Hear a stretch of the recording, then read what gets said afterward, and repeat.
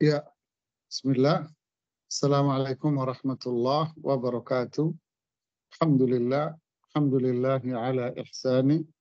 Wa syukru ala taufiqihi wa amtinani. Salatu wassalamu ala rasulillah. Wa ala alihi wa sahbihi. Wa man istanna bisunnatihi. Wa ihtada bihadihi ila yaumiddini amma ba'd. Kita lanjutkan kajian kita di surat An-Nazi'at, ya, dari ayat 34. Sebentar. Ya.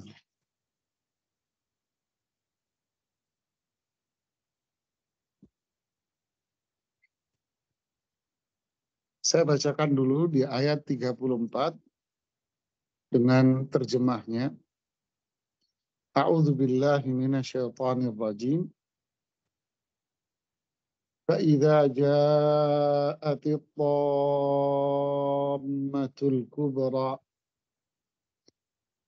Apabila malapetaka besar atau hari kiamat itu telah datang. Yauma yatadzakkarul insanu ma sa'a. Yaitu pada hari itu, di saat malapetaka itu tiba, manusia akan teringat apa yang telah dia perbuat. Wa burrizatil jahimu liman yara. Neraka jahanam pun akhirnya diperlihatkan oleh Allah dengan jelas kepada siapa orang yang melihatnya, kepada siapa yang melihatnya.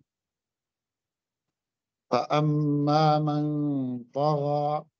Adapun mereka yang melampaui batas, wa atharal hayatad dunya, di ayat yang 38, dan dia lebih mengutamakan dunia, maka di ayat 39, fa innal jahima hiyal ma'wa, maka sungguh nerakalah akan menjadi tempat tinggalnya. Sampai sini dulu. Jadi ayat ini 34 sampai berakhirnya surat ini bicara tentang hari kiamat. Ketika kiamat itu terjadi.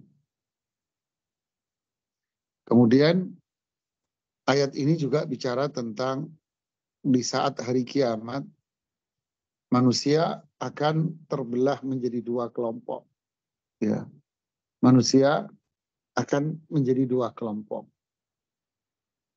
Kelompok pertama adalah kelompok manusia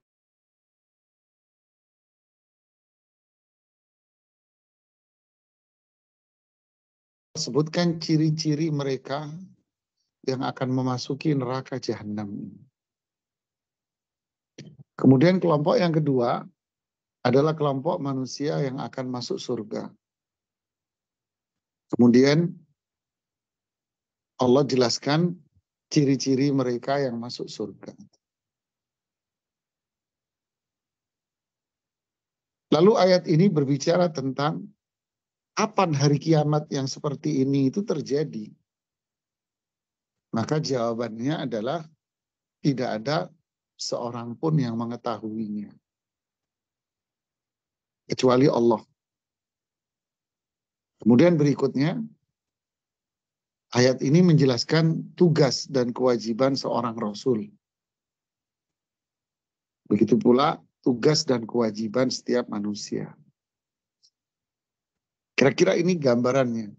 Jadi tentang hari kiamat, di saat itu terjadi, kemudian manusia akan terbagi menjadi dua kelompok, penghuni surga dan penghuni neraka. Kemudian Allah menyebutkan ciri-ciri masing-masing. Ciri-ciri penghuni surga, ciri-ciri penghuni neraka. Kemudian kapan hari kiamat ini terjadi? Maka tidak ada yang mengetahuinya kecuali Allah. Kemudian yang kelima bicara tugas seorang Rasul, begitu juga secara implisit bicara tentang tugas kita sebagai manusia. Ini gambaran secara umum. Kita lihat ayat yang di 34. فَإِذَا جَاءَتِ الطَّامَّةُ الْكُبْرَى. Ketika datang bencana yang besar itu. Imam As-Sa'di rahimahullah mengatakan, idza ja'atil qiyamah al-kubra. Ketika kiamat yang besar itu telah tiba. Wasyiddah al-uzma, yaitu keburukan, kesulitan, bencana yang terhebat pun telah tiba. Alladhi yahunu indaha kulla syiddah. Di mana dengan terjadinya kiamat ini, maka semua kesulitan-kesulitan manusia, semua yang dirasakan oleh manusia itu sulit, berat, semua sudah tak ada gunanya, tak ada artinya, dan ringan dibanding itu semua. Ta'ina idzin yadhalul walidu an waladihi. Saat itu, seorang ayah pun akan melupakan anaknya. Wasahibu an sahibihi. Suami akan melupakan istrinya. Dan istri akan melupakan suaminya. Wa kullu muhibbin an habibihi. Dan setiap orang yang mencintai orang lain akan melupakan orang yang dia cintai. Ini penjelasan Imam As-Sa'di rahimahullah ta'ala. Artinya di sini para jemaah Allah menyebut katakan fa'idha ja'at, ketika memang telah tiba. Artinya ini bicara nanti. Ya, nanti. Ketika nanti itu kiamat benar-benar terjadi. Di sini Allah menggambarkan sesuatu yang akan terjadi dengan menggunakan kata diksi yang menunjukkan bahwa itu sudah terjadi.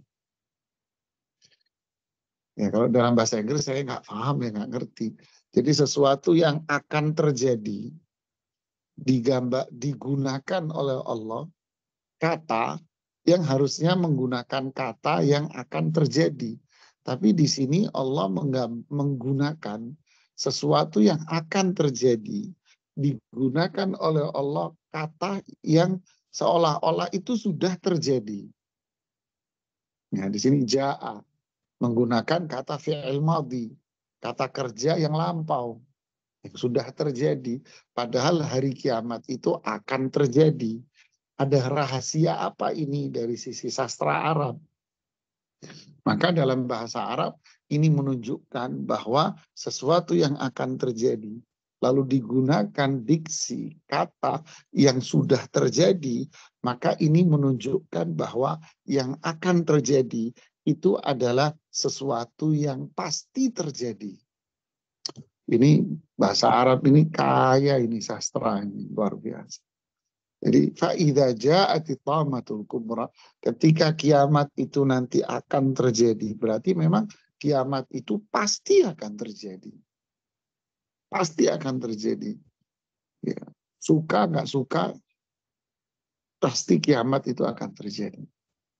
Kemudian di sini Allah menyebut hari kiamat itu dengan kata at-tamah al-kubra. Tamah kubra ini sebetulnya sinonim dari kiamat. Ya, semua ini bermakna kiamat. Dan Allah menyebut hari kiamat di dalam Al-Quran itu dengan banyak nama. Tapi semua mengkerucut kembali kepada satu, bahwa itu kiamat.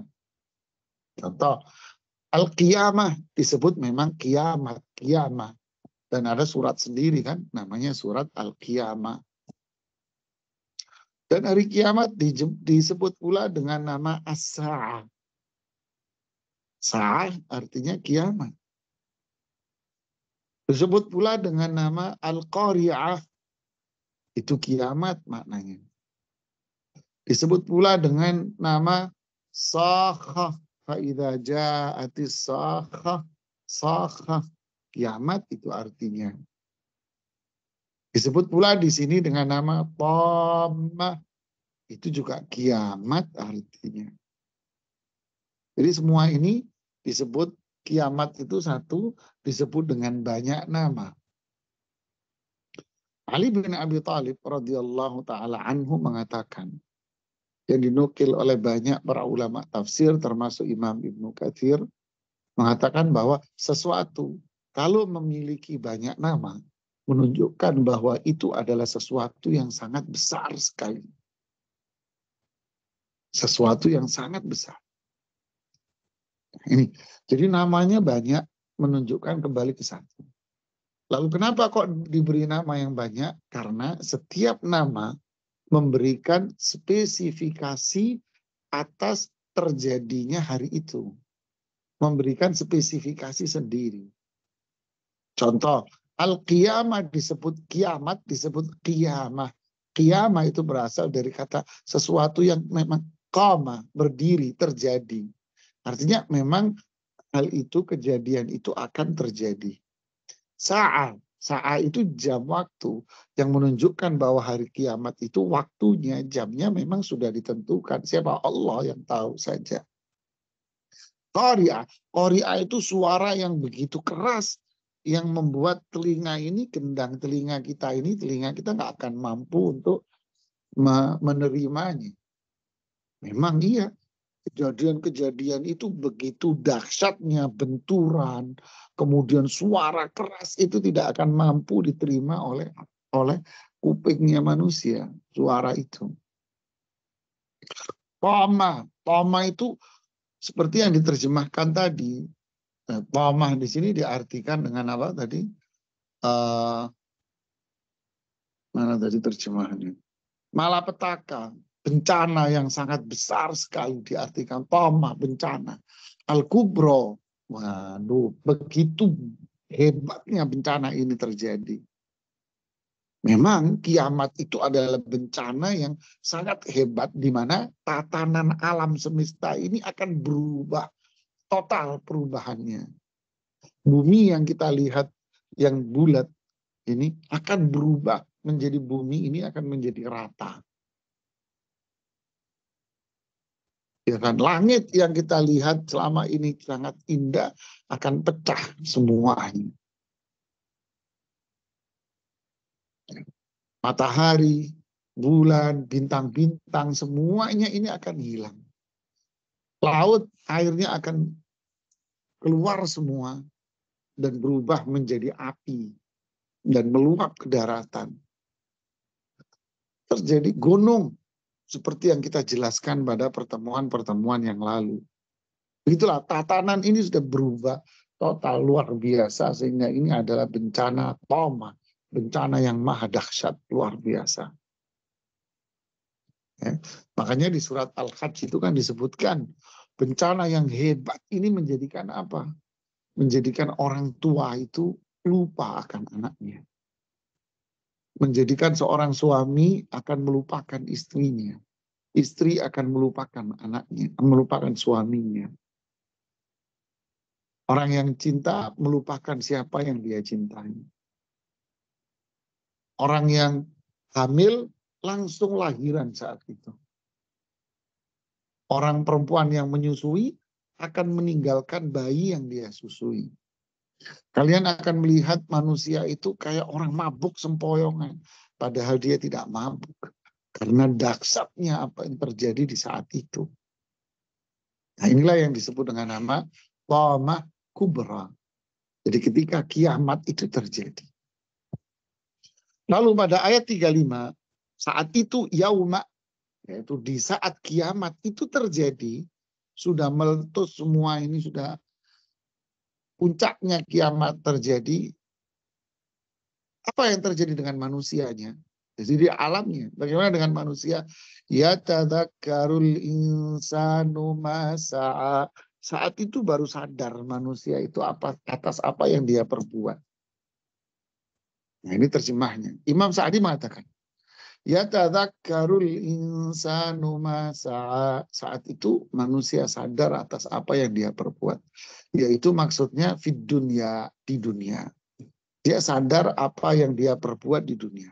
Min khairin wa syarr, baik ataupun buruk. Fayatamanna ziyadat mithqal dzarra min hasanati, sehingga manusia berharap ada tambahan kebaikan pada dirinya, walaupun itu hanya sangat-sangat kecil sekali, dia pengen nambah walaupun kecil. Wa yaghummuhu wa yahzan li ziyadati mithqali dzarratin min sayyi'ati. Dia akan galau, gelisah, sedih, takut ketika apa? Ketika keburukannya itu bertambah, walaupun hanya sangat kecil sekali. Wa ya'lam, saat itu ketika kiamat terjadi, idzaka annama data ribhihi wa khusrani ma sa'ahu fid dunya. Saat itu ketika kiamat terjadi, manusia baru sadar bahwa keberuntungan dia ataupun kebinasaan dia itu dipengaruhi atas apa yang telah dia perbuat sebelumnya di dunia ini. Saya ulang, saat itu kiamat terjadi, manusia akan sadar bahwa keberuntungan dia atau kebinasaan dia itu pijakannya, sebab utamanya adalah apa yang sudah dia perbuat sebelumnya di dunia ini. Wa yanqati kullu sababin wa wuslatin kanat fid dunya siwal amal. Sejak saat itu terputuslah semua sebab dan sarana bagi dia yang selama di dunia itu dia punya kesempatan yang luas untuk melakukannya, terputus semua kesempatan itu. Siwal amal, kecuali amalan yang sudah dia perbuat. Ini penjelasan Imam Sa'di. Pastinya jamaah, di saat hari kiamat itu terjadi, di saat itulah manusia akan terbayang di benaknya semuanya. Semua. Orang yang baik, mukmin, kafir, maksiat, yang taat akan terbayang di benaknya dia semuanya. Apa itu? Ketika kiamat itu terjadi, semua akan terbayang, terpampang jelas kebaikan-kebaikan yang sudah dia perbuat. Udah kebayang semua kebaikan-kebahagiaan yang telah dia perbuat. Akan terbayang semua keburukan, kejahatan, maksiat yang selama ini dia perbuat sudah terbayang jelas di depan dia. Sehingga harapannya dia apa? Saat itu, harapan dia saat itu adalah apa? Diberikan kesempatan lagi oleh Allah untuk memperbanyak amal salehnya. Diberikan kesempatan lagi untuk bertaubat dan menghapus dosa-dosanya itu. Sayang, kesempatan dan sebab itu sudah tidak ada. Kenapa? Sudah habis masa dan waktunya untuk berbuat itu. Yang tersisa adalah apa? Masa apa yang sudah dia usahakan selama ini. Beruntunglah orang yang beriman saat itu.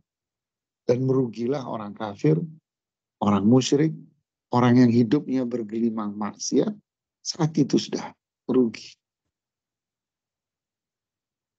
Ya.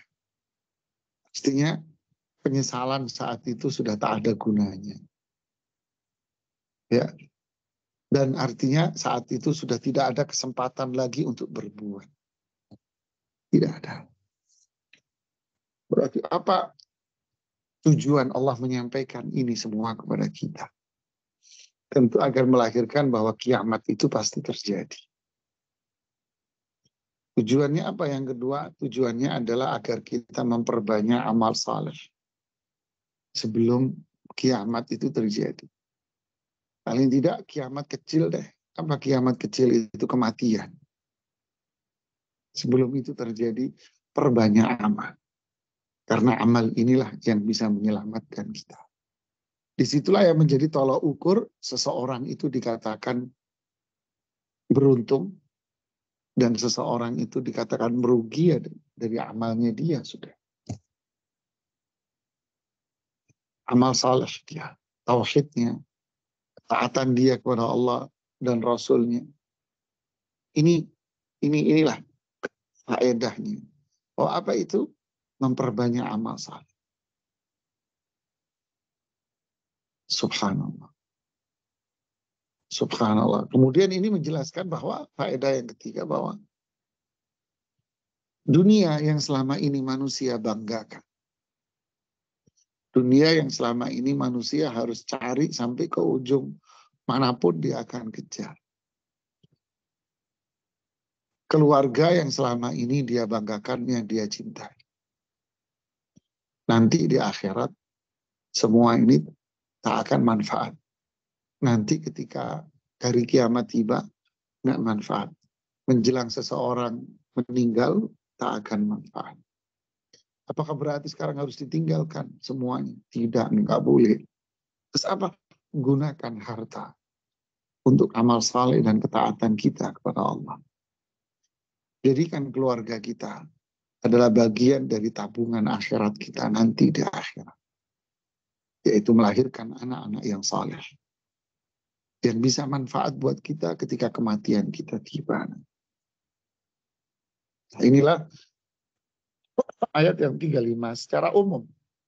Masih umum ya. Semua orang akan terbayang dan melihat itu. Nah, di sini ayat yang ke-36 mulai muncul di sini Allah membagi manusia jadi dua kelompok tadi. Kelompok yang di neraka dan kelompok di surga. Di ayat 36 Allah berfirman, "Wa burrizatil jahimu liman yara." Dan neraka jahanam itu diperlihatkan liman yara, bagi siapa yang melihatnya. Imam Sa'di mengatakan, "Ai ju'ilat fil baraz."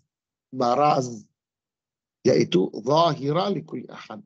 Allah jadikan neraka jahanam itu fil baraz. Artinya nampak, terlihat jelas, zahira.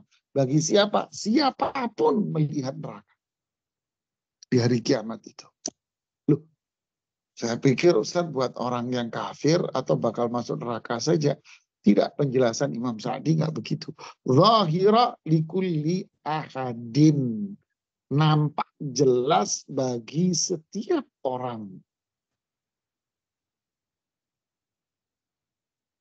Ya. Qad barazat li ahliha.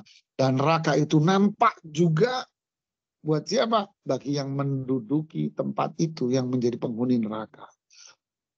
Jadi artinya neraka ini menampakkan diri untuk penghuninya.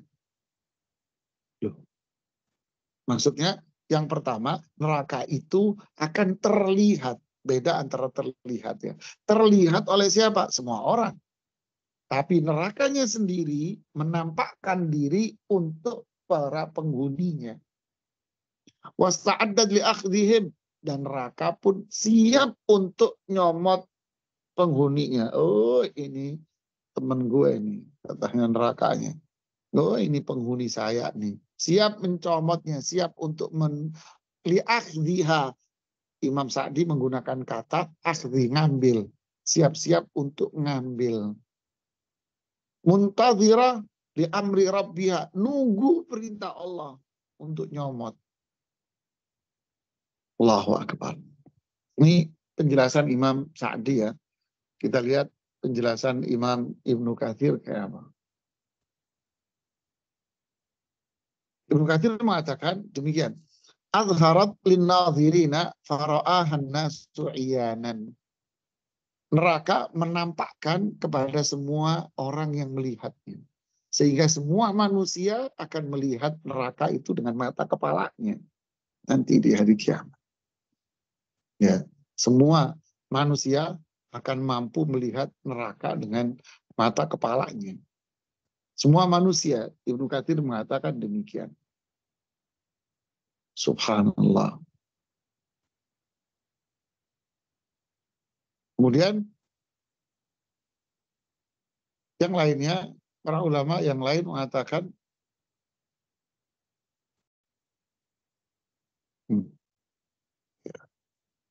saya lihat, saya buka penjelasan yang lain sebentar. Barangkali ada faedah ilmu yang bisa kita dapatkan. Nah, Imam Al-Baghawi menjelaskan begini. Neraka jahanam akan terlihat bagi mereka yang melihatnya. Beliau mengutip penjelasan dari Imam Muqatil dari kalangan para ahli tafsir dengan mengatakan yukshafu anhal ghita. Penutup yang selama ini menutup neraka dari pandangan manusia. Jadi selama ini neraka ditutup dari pandangan manusia sehingga manusia nggak bisa melihat neraka. Saat itu ketika hari kiamat tiba, Kata Imam Muqatil, penutup ini ditarik sama Allah. Buka. Penutupnya dibuka sama Allah. Fayanzur ilaihal khalqu, sehingga manusia semua mampu melihatnya. Sehingga manusia semua mampu melihatnya. Nas'alullah al-afwa wal-afiyah. Imam Ibnu Qayyim juga sama mengatakan, kullun man lahu ru'ya yaroha hina idzin iyanan. Jadi manusianya sendiri, kata Ibnu Qayyim, yang mampu memandang dan melihat, maka semua yang mampu memandang dan melihat, semua akan melihat neraka itu dengan kedua matanya. Semua akan melihatnya dengan kedua matanya. Nas'alullah al-afwa wal-afiyah. Adapun neraka itu sendiri, kata Imam As-Sa'di tadi, sudah bersiap-siap untuk apa? Untuk nyomot. Berarti neraka itu sudah meneropong, memantau. Oh, ini bakal penghuni saya. Oh, ini penghuni saya. Ini penghuni saya. Siap untuk apa? Untuk nyomot. Tinggal nunggu perintah dari Allah. Ini persis seperti yang di surat An-Naba yang telah kita bahas. Inna jahannama kanat mirsada. Sungguh neraka jahanam itu memantau, mengawasi siapa bakal calon-calon penghuninya. Tinggal nunggu perintah Allah untuk dicomot. Ya. Nas'alullah al-afwa wal-afiyah. Semoga Allah lindungi diri kita, keluarga kita dari neraka jahanam. Jadi semua manusia bisa melihat, dan neraka sendiri sudah memantau siapa yang menjadi penghuninya. Tinggal menunggu perintah Allah untuk diambil oleh neraka. Lalu pada ayat yang 37, Allah menyebutkan ciri-ciri penghuni neraka. Yaitu, fa'amma man tagha. Adapun manusia yang tagha, yaitu melampaui batas. Imam Sa'di mengatakan, jawazal had, yaitu manusia-manusia yang melampaui batas. Apa yang dimaksud dengan melampaui batas ini? Beliau mengatakan, yang dimaksud melampaui batas adalah ay tajarra'a 'alal ma'asil kibar, yaitu mereka yang berani melakukan dosa-dosa besar, walam yaqtasir 'ala ma haddahullah, bukan berkaitan dengan hanya apa yang Allah berikan batasannya saja. Artinya, siapa yang dimaksud dan mereka yang melampaui batas ini? Imam Sa'di mengatakan orang yang melampaui batas di sini adalah mereka yang berbuat dosa besar. Na'udzubillah. Ya, mereka yang melakukan perbuatan dosa besar. Begitu juga Imam Ibnu Jarir At-Tabari di dalam tafsirnya yang wafat tahun 310, beliau mengatakan fa'amma man tagha, adapun mereka yang melampaui batas. Beliau mengutip penjelasan dari Imam Mujahid, yaitu muridnya Abdullah bin Abbas. Yaitu yang dimaksud mereka yang melampaui batas di sini adalah mereka yang melakukan perbuatan dosa besar. Ya. Adapun Imam Ibnu Katsir hanya menyebutkan secara umum saja, yaitu tamarrat wa'ata, yaitu mereka yang melampaui batas. Secara umum beliau menyebutkan. Ya. Kemudian Imam Baghawi menyebutkan tagha di sini adalah orang yang kufur, kafir. Ya, kufur macam-macam, ya bisa syirik besar, bisa kufur kecil, yaitu dosa besar. Berarti orang yang melampaui batas di sini siapa? Orang kafir, orang yang berbuat syirik kepada Allah, orang yang melakukan dosa-dosa besar, dia tidak bertaubat sampai saat itu pula. Fa'amma man tagha. Ini ciri yang pertama dari penghuni neraka. Kemudian di ayat yang ke-38, ciri yang kedua, yaitu wa'atharal hayatad dunya. Mereka adalah orang-orang yang lebih mementingkan kehidupan dunia. Maksudnya kata Imam Sa'di adalah alal akhirah, di mana dia lebih mengedepankan dunia daripada akhirat, kata beliau. Sehingga fasara sa'yuhu laha, sehingga aktivitas sehari-hari dia selama sekian tahun itu hanya dunia oriented, hanya dunia saja. Wa waqtuhu mustaghriqan fi hududhiha wa syahawatiha. Waktu-waktu dia habis untuk memenuhi dunia dan syahwatnya saja. Wa nasiyal akhirah, dan dia melupakan akhirat. Wa tarakal amala laha, dan dia tidak beramal dengan amalan akhirat. Ini penjelasan Imam As-Sa'di rahimahullahu ta'ala. Adapun Imam Ibnu Jarir yang pertama kali menulis kitab tafsir tahun 310 wafatnya, beliau mengatakan wa athara mata al hayati dunya ala karamatil akhirah, yaitu ciri penghuni neraka yang ini adalah dia lebih mementingkan dunia dan dia melupakan kemuliaan hari akhir. Wa ma a'addallahu fiha li awliya'i, dan dia melupakan, meninggalkan apa yang telah Allah siapkan di surga nanti untuk para penghuninya. Dia lupakan itu. Dia hanya mementingkan fa'amila lid dunya. Dia beramal, berbuat, beraktivitas untuk dunia saja. Wasa'alaha, semua aktivitas dia hanya untuk dunia. Wa tarakal amala lil akhirah, maka dia pun akhirnya meninggalkan amalan untuk akhirat. Tidak peduli dengan ketaatan dia kepada Allah Subhanahu wa ta'ala. Begitu juga sama penjelasan dari Imam Ibnu Katsir rahimahullah ta'ala, memiliki penjelasan yang sama dari itu semuanya.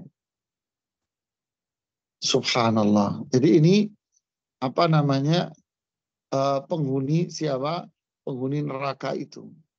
Jadi orang kayak gini akhirnya seperti yang kita lihat ya di ayat alhaakumut takatsur hatta zurtumul maqabir. Yani keinginan dia, obsesi dia terhadap dunia itu menjadikan dia lupa semuanya sudah.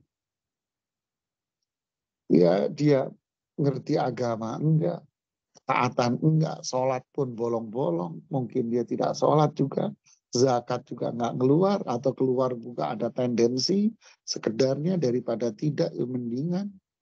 Sedekah enggak sedekah, puasa Ramadan ditinggal, terus apa hidupnya nih orang? Hanya kerja, kerja, dan kerja, cari duit dan cari mengumpulkan duit. Inna lillahi wa inna ilaihi raji'un. Alhamdulillah. Banyak orang yang seperti ini, sebetulnya kalau ini yang dia kejar, kata Imam Ibnu Qayyim, sebetulnya binatang lebih sukses dari dia. Kenapa? Jatah binatang akan lebih besar dari dia, dan binatang tidak perlu capek untuk mendapatkan itu. Sedangkan manusia harus bercapek ria, stres, tertekan, dan sebagainya untuk mendapatkan itu semua. Apa solusinya? Solusinya adalah boleh manusia memang dianjurkan untuk bekerja, ya, untuk mendapatkan kekayaan dunia. Tapi untuk apa dia melakukan itu semua? Melakukan itu semua adalah untuk akhiratnya, untuk ibadah kepada Allah, untuk ketaatan kepada Allah. Dia tidak akan melupa, sadar akan tauhid bahwa semua ini adalah nikmat yang Allah berikan kepada dia. Untuk apa? Untuk ibadah. Sholat tetap waktu, 5 waktu ditambah dengan yang sunnah, lebih mulia lagi.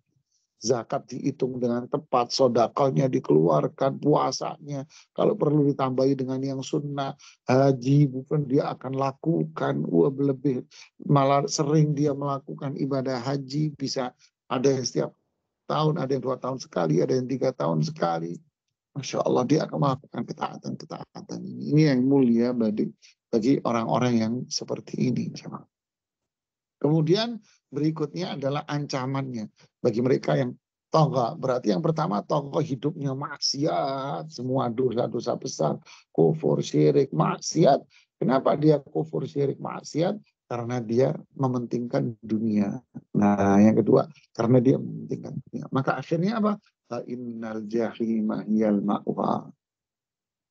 Imam Sa'di mengatakan, yaitu neraka akan menjadi tempat tinggalnya, rumahnya, tempatnya dia, itulah neraka.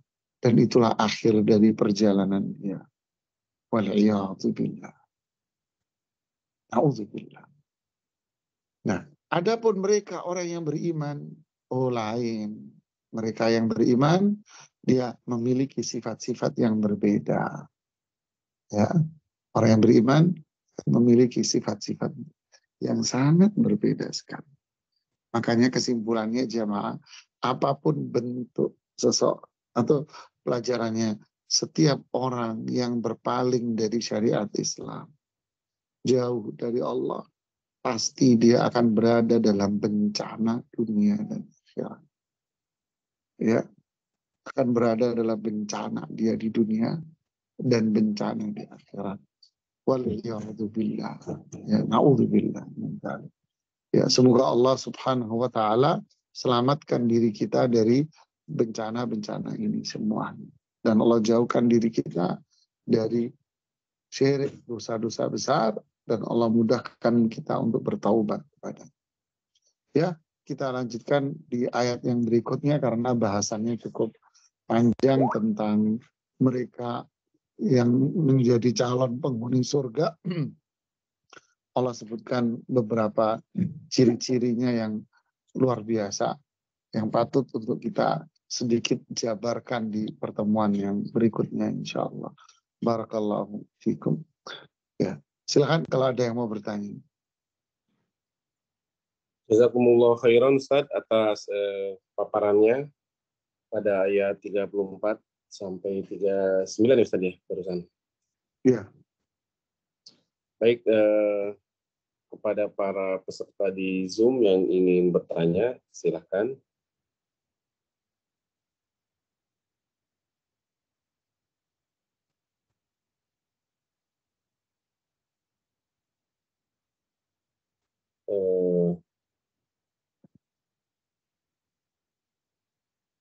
Belum ada yang masuk, Ustadz. Pertanyaan sementara ini. Kenapa, Ustadz? Enak malah nggak ada yang nanya.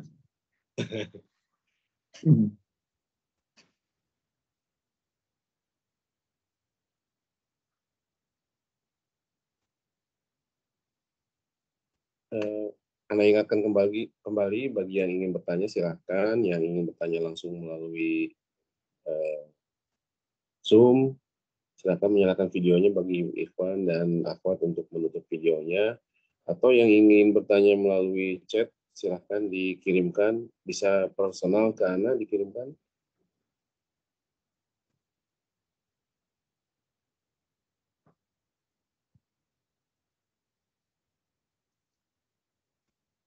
Ya, sudah ada penanya sepertinya Ustadz. Ummu Ammar dari Amerika, Ustadz. Tafadhol Ummu. Ya, jazakumullahu khairan. Angga. Alhamdulillah, jazakumullahu khairan Ustadz atas materinya hari ini. Yang ingin ditanyakan adalah tentang tafsir dari penjelasan bahwa Allah mengetahui ketika para hambanya di akhirat meminta diturunkan lagi ke bumi. Dan di situ disebutkan bahwa kalaupun diturunkan lagi, dia sama tidak akan berbuat kebaikan. Nah, yang ditanyakan Ustadz, ketika manusia yang imannya sedikit atau masih banyak kemunafikannya, dan misalnya dia beriktikad atau bertekad untuk berjanji besok lebih baik lagi, ternyata besok tidak lebih baik, Ustadz. Nah, dikhawatirkan kalau begini terus nanti akan terjadi bahwa cuma janji-janji dan orang itu tidak mau memperbaiki diri. Dikhawatirkan juga itu adalah berupa azab yang Allah berikan. Untuk menghindari yang seperti ini, Ustadz, mohon nasihatnya. Jazakumullahu khairan. Ya, mungkin yang dimaksud penanya, jazakumullah khair, pertanyaannya bagus sekali. adalah firman Allah di surat Al-An'am 28. Walau ruddu la'adu lima nuhu anhu wa innahum lakadzibun. Andai mereka itu dikembalikan, mereka akan balik lagi kepada apa yang dilarang untuk mereka. Wa innahum lakadzibun. Mereka ini bohong. Dengan mengatakan, nanti kalau kami dikembalikan ke dunia, kami akan menjadi orang yang taat. Andai, tapi ini tidak mungkin terjadi bahwa manusia akan dikembalikan hidup itu tidak akan terjadi. Tapi andai kata, jikalau ini ya, manusia dikembalikan, ya maksiat lagi nanti. Apa makna dari sebetulnya ini? Ya, sebetulnya ini adalah kembali kepada keimanan dia. Ketaatan dia. Seperti ungkapan manusia itu akan berjalan sesuai dengan apa yang menjadi kebiasaan pada dirinya. Ya. Kalau memang setting, stylenya dia, selama ini maksiat, ya. Selama ini maksiat. Lalu ketika dia dalam kondisi berat, dia mengatakan, enggak, saya nggak mau mengulangi lagi, kapok Pak, tolong maafin saya Pak. Ketika dimaafkan, balik lagi, iya balik lagi jemaah. Dia mengutarakan itu untuk apa? Untuk cari aman sebetulnya. Seperti orang dalam kondisi kita, ditangkap polisi, kemudian diinterogasi, kemudian dipanggil sama bosnya karena pelanggaran-pelanggaran yang dia lakukan. Di depan polisi, di depan bos, dia menangis. Enggak, saya lakuin Pak. Kenapa? Ditangkap karena narkoba, ditangkap karena pencurian, karena ini. Kapok Pak, ya kapok. Tapi kamu di penjara, ya udah nggak apa-apa Pak untuk menembusnya Pak dan sebagainya. Ketika dia balik lagi, apa yang terjadi? Ya narkoba lagi, nyolong lagi, ditangkap lagi. Lo lagi, kata polisi. Kenapa? Karena memang itulah settingan dia. Ini settingan dia. Yang dibutuhkan itu bukan sekedar orang ngomong di mulut. Yang dibutuhkan adalah hati. Makanya Rasulullah SAW mengatakan di hati, di dalam tubuh kita ini ada segumpal darah. Kalau ini baik-baik semua, berarti kita dituntut apa? Islah al-qulub, memperbaiki hati kita. Ini yang dituntut itu. Kalau memang hati kita ini baik dengan iman, ya, hati kita baik dengan ketauhidan kepada Allah, maka apa yang terjadi? Maka akan diikuti dengan anggota tubuh yang lain yang merupakan di situ anggota tubuh ini kayak bala tentara. Ya. Kata Abu Hurairah, hati ini raja, anggota tubuh ini tentaranya. Kalau ini baik-baik semua. Jadi bukan hanya sekedar mulut nanti balikin. Sehingga ini maknanya apa di sini? Maknanya adalah kita dituntut untuk taubat. Ayo taubat sebelum bencana-bencana ini terjadi. Dan jadikan kebaikan itu adalah bagian dari kehidupan kita. Jadikan berbuat baik itu adalah bagian dari darah yang ngalir pada tubuh kita. Jadikan kebaikan itu adalah kebiasaan saya. Makanya pesan Allah dalam Al-Quran apa? Wala tamutunna illa wa antum muslimun. Jangan kalian wafat kecuali dalam kondisi Islam. Artinya apa? Jadikan ketaatan, ketakwaan, kebaikan itu adalah style dari hidup kita. Bagian dari hidup kita. Nah, ini apa namanya pesan yang ingin disampaikan kepada kita semua. Ya, makanya doa yang mulia apa? Ya musabbital qulub, tsabbit qulubana ala dini. Ya Allah, teguhkan hati kita ini untuk taat kepada Allah. Teguhkan, jangan bolak-balik. Ini bahaya. Ya, teguhkan ya Allah. Itu jawabannya, wallahu a'lam. Ya Ustaz. Boleh satu lagi Ustaz? Boleh, silakan. Ya. Assalamualaikum warahmatullahi wabarakatuh. Waalaikumsalam. Ustadz, di sini tadi ada yang artinya dari surat yang Ustadz jelaskan. Pada hari manusia teringat apa yang telah dikerjakannya. Ketika sekarang Ustadz, ada perkataan nggak usah terlalu diingat-ingat masa lalu yang kelam atau yang jelek. Sudah perbaiki saja dari sekarang ke depannya. Padahal kalau apa semestinya Ustadz, kita mengingat juga karena harus bertaubat senantiasa seperti yang tadi Ustadz ingatkan. Jadi antara dua kategori ini diingat-ingat dan jangan diingat, sebaiknya mana yang dilakukan ya Ustadz. Jazakumullahu khairan. Ya, tobat itu muncul, barakallahu fikum, pertanyaannya bagus sekali. Tobat itu muncul dari mana? Ketika kita sadar, mengingat bahwa apa yang kita lakukan yang lalu itu adalah sesuatu yang buruk gitu loh.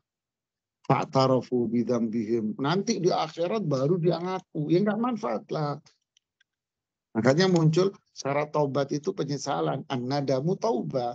Penyesalan itu taubat. Jadi kita sadar bahwa apa yang kita lakukan kemarin-kemarin ini buruk gitu. Makanya muncul dari situ taubat, islah, memperbaiki diri, ketaatan. Nah, berarti kan kita dituntut apa? Untuk mengambil pelajaran dari apa yang kita lakukan yang lalu. Oh, yang lalu saya suka begini. Dan itu haram loh semua. Berarti nextnya ke depannya apa? Ke depannya saya tidak boleh terjatuh dalam lubang yang sama.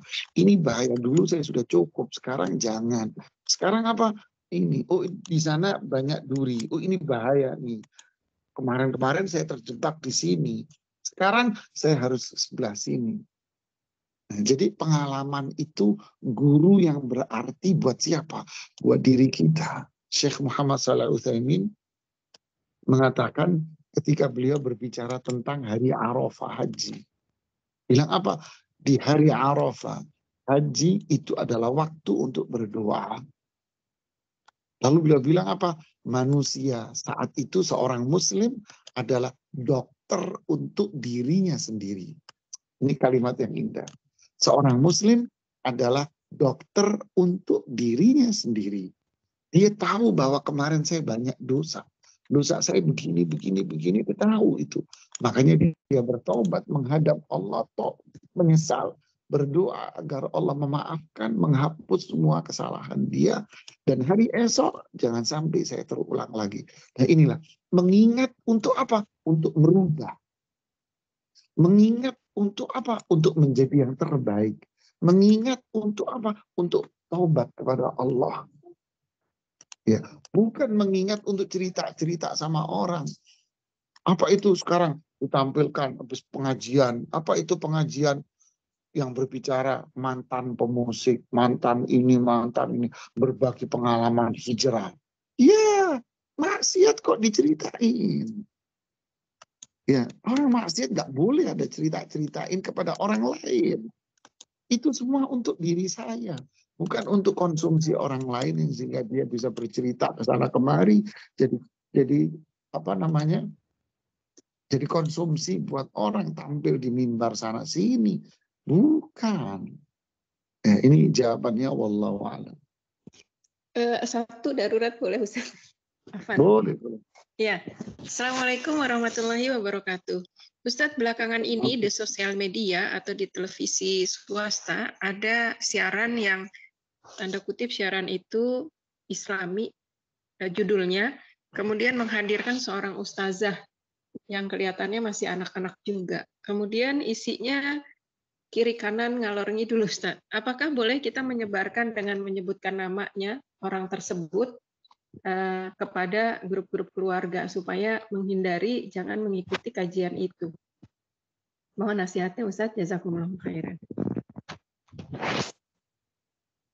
Ya, saya kira ini pandangan saya. Karena di sana sini mungkin ada orang yang mungkin tertarik dengan hal-hal yang seperti itu. Ngalor ngidul ini dia tertarik dengan yang sifatnya ngalor ngidul. Yang kedua, banyak di antara kita ini yang tidak paham gitu. Sehingga dia menilai baik dan buruk itu dengan logika dan akal pikirannya dia. Nah, dari sini Kalau Anda menyebarkan itu kepada orang banyak, maka akan memberikan penilaian apa? Lo sok alim ya, sok pinter kamu. Wah, akhirnya bola itu akan berbalik kepada Anda karena mereka tidak paham itu. Jadi malah melahirkan keburukan bagi diri Anda. Berarti apa maksudnya? Maksudnya jangan Anda melakukan itu. Jangan. Itu akan malah berdampak buruk pada diri Anda sendiri. Lalu apa yang Anda lakukan? Berilah solusinya. Jangan menyebarkannya itu. Jadi ketika ini yang terjadi, maka Anda cari solusi yang terbaik. Kasih solusinya aja. Sehingga manusia akan berpikir, loh ini keramanya begini. Loh yang itu kok begini. Nah, orang akhirnya bisa menilai karena Anda menyajikan solusinya. Contoh deh, umpama, mohon maaf ya, kalau Anda ngasih orang coklat, ya ini ada coklat yang biasa, yang murah. Ini ada coklat yang enak, mahal. Nah, orang terbiasa dengan coklat ini murah. Ya. Anda akan mengatakan kepada dia, jangan makan ini sekedar contoh ya. Nanti kamu batuk begini. Nanti Anda akan diklaim, wah sombong loh. Tidak mentang-mentang kamu orang kaya, punya ini duit ya ini. Padahal sebetulnya dia kalau disuruh beli coklat yang ini juga mampu gitu loh. Akhirnya apa? Coba Anda kasih dulu, coba makan yang coklat yang ini. Apa ini? Ini coklat juga, cobain. Menurut kamu enak nggak? Dimakan sama dia. Wah, ini lebih enak dari yang biasa saya makan. Berarti enak ini ya? Iya enak. Gatel nggak tenggorokan? Enggak. Ya sudah kalau gitu mulai hari ini saya tak beli ini. Berikan solusi yang terbaik kepada masyarakat.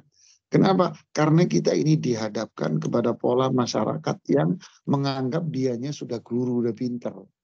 Repot kan berhadapan dengan orang yang jahil. Jadi berikan aja yang solusi yang terbaik buat dia. Ya, wallahu a'lam. Ya Ustaz, jazakumullahu khairan. Jazakumullah khairan Ustaz atas jawaban-jawaban dari pertanyaan-pertanyaan dari Muhammad di Amerika. Berikutnya, apakah ini Ustaz masih ada waktu Ustaz? Boleh, silakan. Nah, pertanyaan berikutnya dari Abi Yahya. Fadhol. Assalamualaikum warahmatullahi wabarakatuh. Waalaikumsalam warahmatullahi wabarakatuh. Abu Yahya, silakan. Ya Ustaz. Ustaz, saya ingin bertanya, apakah orang masuk surga atau masuk neraka itu udah ditentuin duluan, Ustaz? Saya dengar ada hadis katanya Allah udah menentukan orang masuk surga atau masuk neraka tuh sebelum berapa puluh ribu tahun yang lalu gitu. Itu apa benar itu, Ustaz? Itu aja Ustaz pertanyaan saya, itu jazakumullah khairan. Pertanyaannya bagus sekali, Pak. Cuman sangat riskan, berbahaya ini dengan bisikan syaitan. Apakah benar setiap orang itu sudah ditentukan tempatnya di surga atau neraka, bahagia atau sengsara? Apakah itu sudah ditentukan? Jawabannya iya. Ya, setiap orang sudah ditentukan oleh Allah apakah dia itu bahagia atau dia itu sengsara. Sudah ditentukan. Apakah dia nanti bakal masuk surga atau masuk neraka? Sudah ditentukan. Iya, berdasarkan banyak dalil-dalilnya. Oke, pertanyaan yang kedua. Siapa yang tahu ketentuan itu?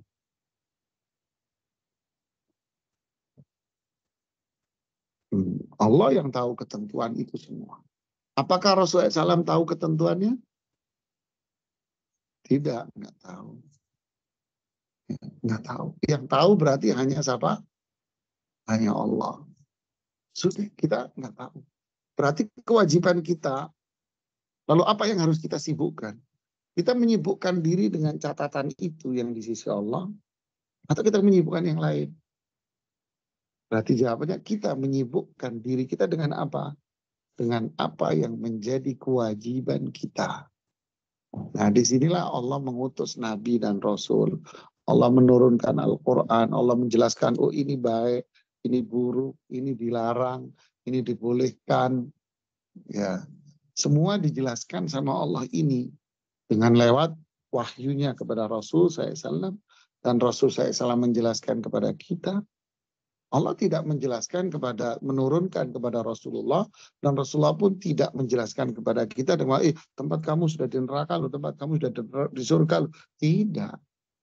Tapi Allah menjelaskan kepada kita hukum dan kewajiban. Sehingga apa? Kita yakini adanya takdir Allah, wajib kita percaya dengan takdir itu rahasia Allah.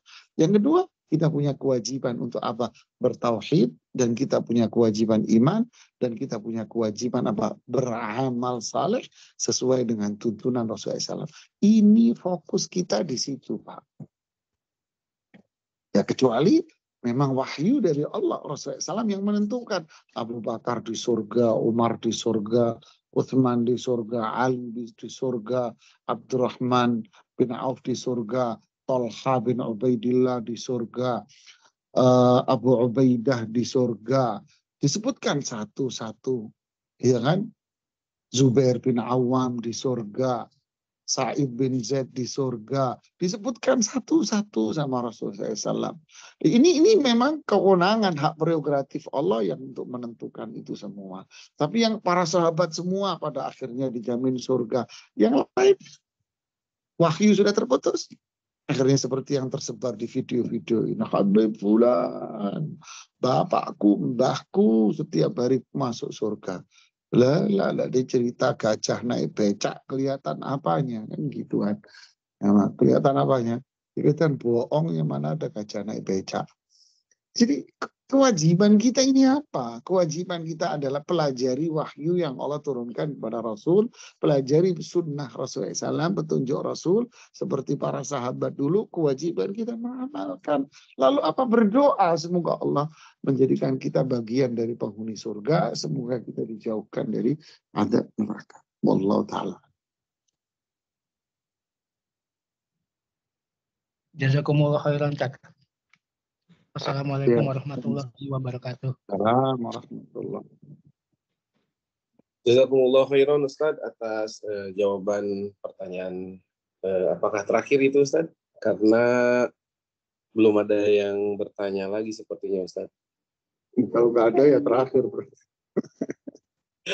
Untuk itu dimohon sebelum Anda menutup kajian Ustaz, dimohon kesimpulan dari kajian kita malam ini Ustaz. Tafadhol. Ya, inilah para jamaah akhi ukhti fillah, bahwa Allah sudah jelaskan di dalam Al-Quran tentang tentang neraka, sifat-sifat neraka, kemudian ciri-ciri penghuni neraka, dijelaskan semua dengan detail. Apa tujuannya? Karena Allah itu sayang sama kita. Seolah-olah Allah ingin mengatakan, kalian semua jangan seperti ini. Jangan seperti itu. Yang kedua apa? Fokus kita apa? Iman bahwa surga neraka itu ada. Iman bahwa semuanya sudah ada penghuninya. Iman bahwa kita punya kewajiban untuk mengamalkan itu semua.